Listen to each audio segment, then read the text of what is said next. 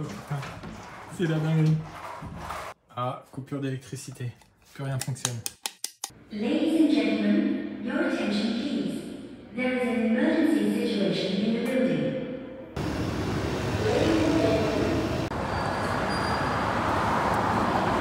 Salut tout le monde. Donc dans mon dernier devlog, j'ai codé la boucle de jeu de mon moteur 2D et aujourd'hui, on va créer un Pong minimaliste. Et donc du coup, Pong a été créé en 1972 par Alan. C'était quelqu'un qui travaillait chez Atari. Et en fait, c'est le premier jeu vidéo à succès commercial massif. Après ça, voilà, il y a eu l'essor, tu sais, des consoles avec Atari et le jeu vidéo est né en fait. Et donc ma première étape là ce matin, ça a été de me rappeler un peu la structure. Parce qu'on va pas refaire le moteur de jeu vidéo, mais on va faire une version simplifiée pour être sûr, tu sais, d'avoir tout compris, tu vois, compris, c'est quoi une boucle de jeu, c'est quoi Delta Time. Et pour ceux qui n'ont pas vu l'épisode d'hier, c'est pas grave, je vais réexpliquer tout aujourd'hui. Voilà, il n'y a pas de souci, je vais prendre un peu plus mon temps aujourd'hui. Donc voilà ma première version de ce Pong. Donc comme tu peux voir là, j'ai fait pas mal d'oublis quand même.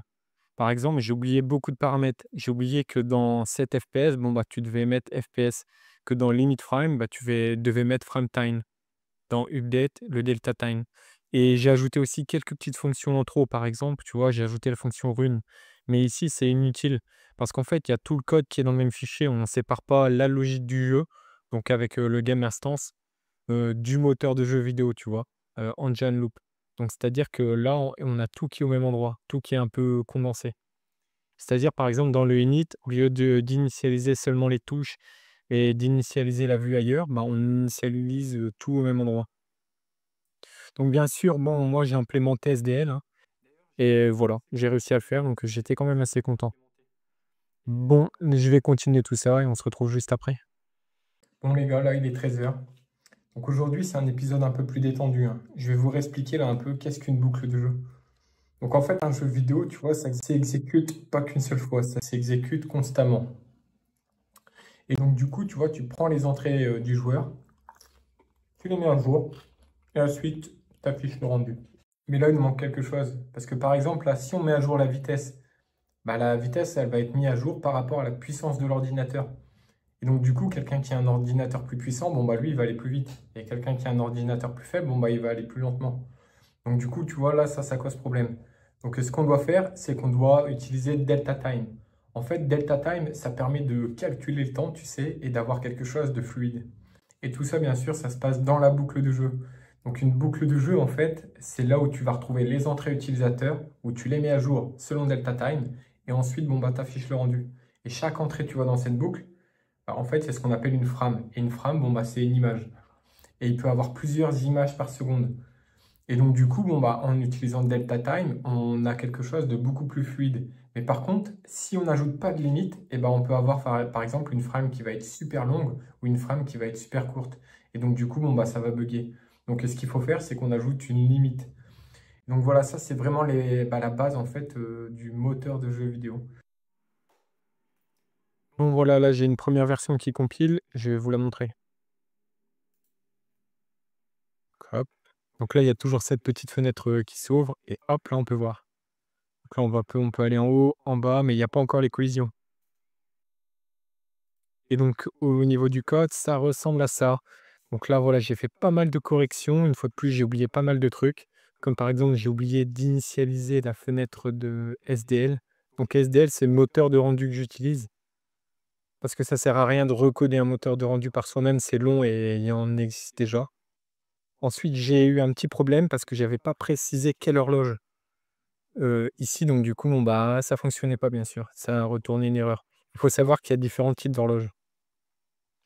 Ensuite, bien sûr, voilà, j'ai réorganisé un peu, tu sais, les fonctions. J'ai ajouté, ce que j'aime bien ajouter, des petits commentaires. Hop, comme ça, tu t'y retrouves beaucoup plus facilement. Donc là, c'est la boucle de jeu dont je parlais. Donc ici, en fait, on calcule le delta time. Ici, donc, on prend les entrées du joueur. Là, on les met à jour. On affiche le rendu. Et là, c'est la limite selon delta time. Et une fois que tu as fini, que ça ne tourne plus, hop, tu arrêtes tout. Et là, on retourne 0 s'il n'y a pas d'erreur. Donc, on peut montrer à quoi ça ressemble. Voilà, en fait, ça ressemble à ça au niveau donc des entrées. Donc il n'y a qu'une touche pressée pour aller en haut et pour aller en bas. C'est tout. Et pas besoin de plus pour l'instant. Maintenant, je vais pouvoir m'attaquer à ce qui m'intéresse de plus, la logique du jeu. Donc pour l'instant, bon, bah, j'ai le joueur qui va de haut en bas. Et maintenant, ce que je veux, c'est ajouter la balle. Donc là, pour ça, je pense que je vais devoir ajouter deux variables. Donc la position X et Y, pour que la balle puisse faire tchoum, tchoum. Ou peut-être on va faire une version toute simpliste où il n'y aura que deux comme ça. Et pour le joueur ennemi, bon, bah, ce qu'on va faire, ça sera simplement bah, qu'un bâton. Moi, je vois les choses comme ça. L'objectif, c'est déjà, tu vois, d'essayer de faire le petit jeu où, bon, bah, au moins, ça va en haut, ça va en bas. Et donc, du coup, tac, il y a une collision. Il faut faire aussi les collisions du joueur, parce que pour l'instant, le joueur, bah, il peut sortir et hop. Donc, il va falloir ajouter les collisions. Donc, pour ça, je pense qu'il faut prendre la dimension de la fenêtre et dire que, bon, bah, si tu es inférieur à ça, hop, bon, bah, tu repars à 0. Si, par exemple, ça, c'est 0, bon, bah, hop, si tu es ici, bon, bah, tu repars ici. Donc, if en dessous, hop, tu repars. Et pareil pour si tu es à droite. Et pour bon, bah, la victoire, il faut dire que bon, bah, si tu as touché là, hop, victoire. Donc on va faire une version très simple. C'est parti. Alors on est lundi, c'était chaud, j'ai failli dépasser les délais, mais voilà le code de la version finale. Donc là, comme tu peux voir, hop, les modifications, ils se passent dans le update.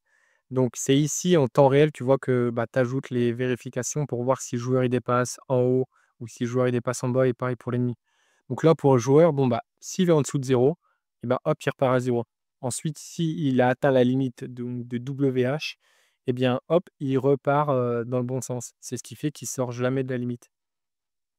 Pour l'ennemi, c'est pareil, mais par contre, il y a une petite particularité. Comme tu peux voir, c'est automatique.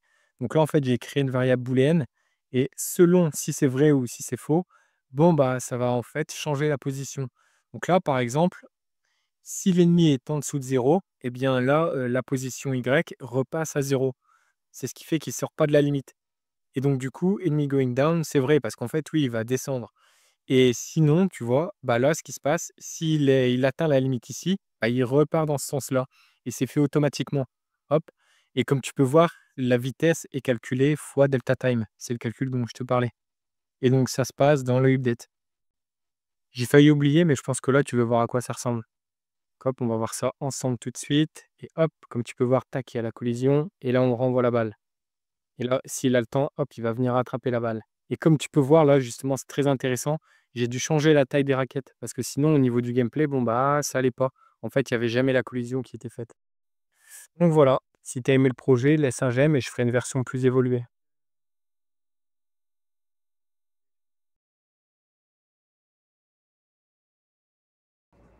Tremblement de terre, les gars.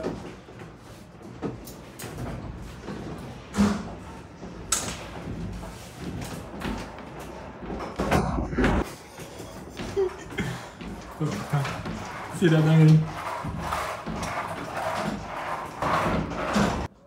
Ah, coupure d'électricité. Plus rien fonctionne.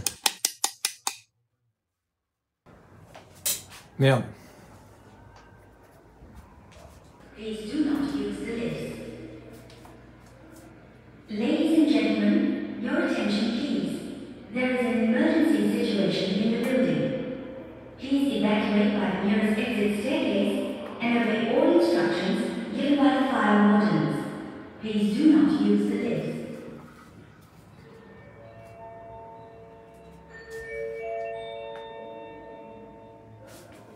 Ladies and gentlemen,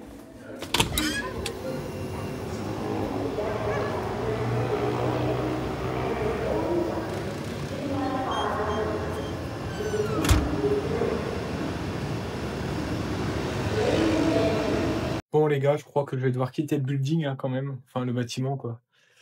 Donc je vais conclure la vidéo juste après, donc je sais pas quand je vais avoir le temps de faire le montage, tu vois, avec ce qui est arrivé. Enfin, quand je vais avoir le temps de le finir en tout cas, tu vois. Donc bon, bah on va quitter le building, le bâtiment. Je vais prendre mes pompes.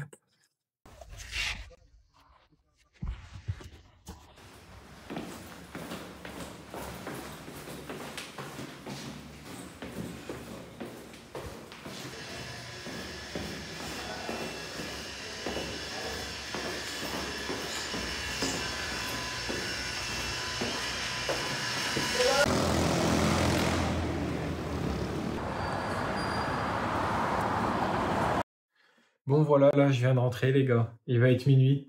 Donc tremblement de terre, puissance 6,9 sur l'échelle de Richter.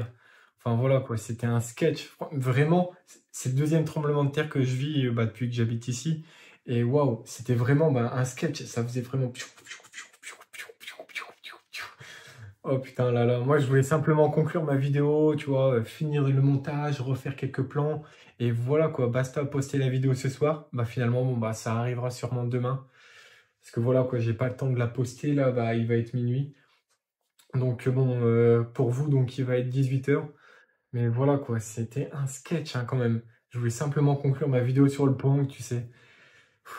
En tout cas, c'était un projet qui était assez intéressant à faire. Je l'ai fait en une journée, du coup, tu vois. Je l'ai fait on va dire, de 10 h, de 9-10 h le dimanche à 9-10 h le lundi.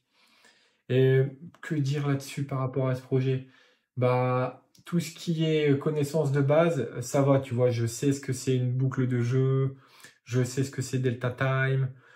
Ça, tu vois, j'ai réussi à le retenir. Par contre, là, si on me demande de faire les collisions, tu sais, hop, là, ça va être compliqué. Donc, j'ai réussi, tu sais, à faire quelque chose qui était basique. Mais pour faire quelque chose de plus avancé, là, il faut vraiment que je réfléchisse. Et donc, du coup, c'est-à-dire que quand je développerai des jeux avec une Unreal Engine, je perdrai du temps là-dessus. Donc, du coup, il faut que je refasse des exercices avant de passer à la suite. Donc, la suite, c'est faire le ECS. Donc, voilà. Donc, on va faire des petits exercices et après, on passera à ECS. Et donc, concernant l'épisode de la semaine dernière, ouais, j'étais pas mal dégoûté parce que quand j'ai fait le montage, j'ai vu qu'en fait, je parlais trop vite dans les plans. Quoi une boucle de jeu? Tu sais pas? Tu sais pas, hein? Donc, j'ai essayé cette semaine de faire une vidéo un peu plus tranquille. Mais voilà, quoi, il y a eu un imprévu, un tremblement de terre. C'est vraiment un sketch.